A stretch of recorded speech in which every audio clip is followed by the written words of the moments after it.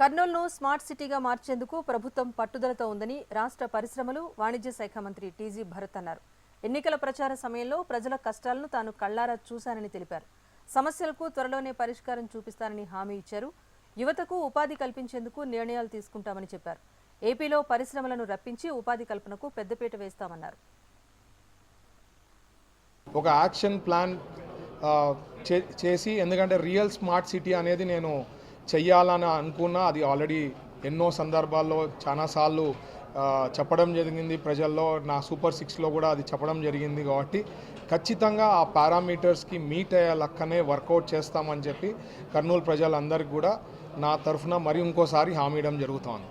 అలాగే industries and commerce and food processing portfolio అనేది మీ అందరికీ తెలుసు. ఇది చాలా చాలా చాలా ఇంపార్టెంట్ పోర్ట్ఫోలియో.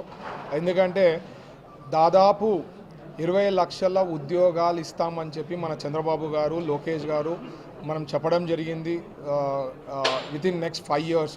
దాంట్లో గవర్నమెంట్ జాబ్స్ అనేది దాదాపు 2 లక్షల నుంచి 2.5 లక్షల వరకు అది ఫిల్ చేసేది ఉంటుంది.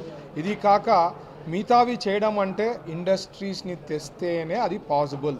So a big burden on me and a big challenge for me. And నేను ఖచ్చితంగా ఈ ఛాలెంజ్ని చేయగలుగుతానని నమ్మకం పెట్టుకొని చంద్రబాబు గారు నాకు ఇవ్వడం జరిగింది. సో లోకేష్ గారికి ఇద్దరికి ప్రత్యేకించి ధన్యవాదాలు తెలుపుతున్నా.